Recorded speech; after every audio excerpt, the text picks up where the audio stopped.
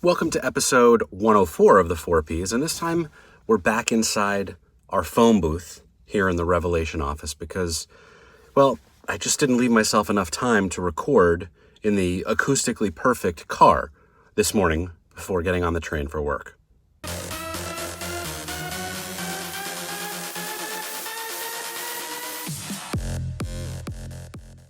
Ever since the Super Bowl and I was awake past 10 p.m. on Sunday night, I've been exhausted and struggling in the mornings, just barely leaving myself enough time to make the train. So while the lighting in here may be slightly better than the car recording at 6 a.m., that's not always a good thing when you look like me.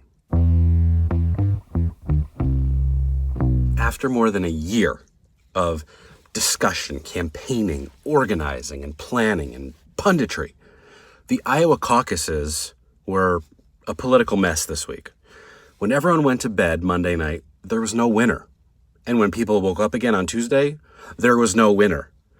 That was the only consensus. And while the polls prove that people are motivated to beat Donald Trump in the general election, no one can agree on the best way to do that right now.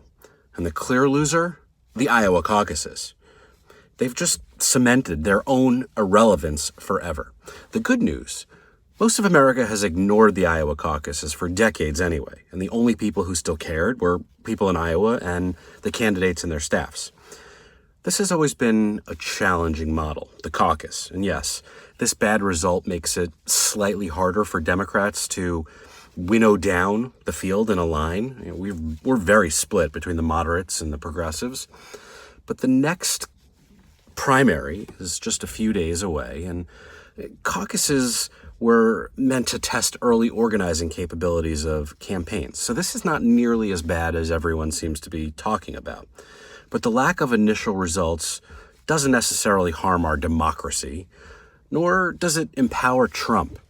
The crooked Senate is doing that by failing to have a fair trial with witnesses. But New Hampshire, if you mess this up, we may have a problem.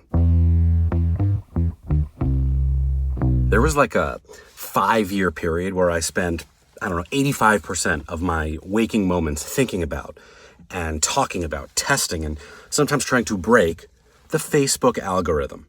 Now, I know I'm not the only one, but once Facebook transformed into a paid media platform for brand advertisers, we kind of forgot all about their algorithm. Now, according to Hootsuite, in late 2019, average reach for Facebook posts was down by 2.2%, meaning that brands could only reasonably expect their posts to be seen now by about 5% of pages' followers. Big brands with massive following counts can expect even lower organic averages. Believe it or not, there are brands who don't want to shell out dollars to turn every single Facebook post into an ad. Well, I know it surprises me too. Facebook says it is committed to making its platform more transparent for users, giving people more direct control over what they see and helping them understand the algorithm and take control of the signals, right, for just giving it better feedback. But brands are not in control. And there are still some things that they can and should be doing, though, when it comes to designing a holistic content strategy. Post content that gets people to engage with each other. Publish the content when your audience is actually on the site, because recency matters again. And lengthy videos on Facebook, over 3 minutes long or higher, and higher quality, that actually matters, which can be challenging when the other platforms like TikTok and Instagram and Snapchat and Twitter are optimized for shorter video.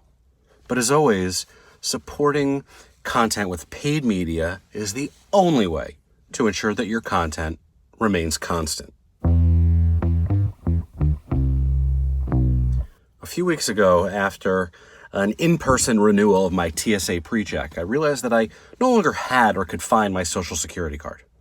Also, a few weeks ago, I noticed that the expiration dates on both my driver's license and passport were due to hit and arrive kind of in the middle of this year.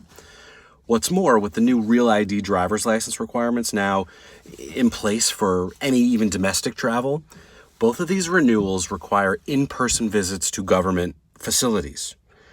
Even having made an online reservation with the DMV, I am dreading my spot there. I mean, in the age of digital technology and innovation, and in the season of flu, there has to be a better way. Virtual and digital registration, maybe? I don't know, swab some cheek cells to prove it's your DNA and send it out. Facial recognition from scanned photo video. I don't know. There's so many digital tricks to make this easier. Or maybe that's the point. With identity theft and digital hacking, cyber warfare, and server breaches, maybe the IRL requirements are even more important than ever. Show up. Now, I'm not sure why election security and Democratic primary caucuses aren't taking this as seriously, to be honest, but since our democracy is now basically dead anyway, having that passport will be extra important if we ever decide to flee the reign of Trumpian second-term terror.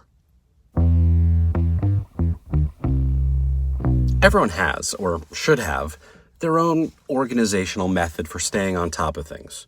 But there are often layers of multidimensional factors that make prioritization of time and tasks a challenge. For the past 7 or 8 years, across multiple roles and companies, I've been using a matrix model that looks at things in 4 quadrants. Yes, I know, 4, right? But it's really like an XY axis that looks at things by urgency and importance. So in your upper left box is urgent and highly important things, the stuff you have to do now. Then next to it, upper right, then there's the urgent but less important stuff in that top area. Then below that, lower left, is important but not as urgent, and then not urgent and less important in the lower right, like longer term, higher level planning. So urgency and importance, create your 4 box. I print mine out as actual piece of paper once a week, and you'll use that to basically keep all my notes as a to-do list.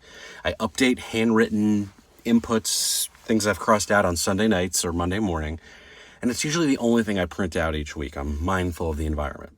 It's super helpful for me to keep track of things of varying degrees, of so many things coming in all the time, without losing sight of what really matters and when it matters.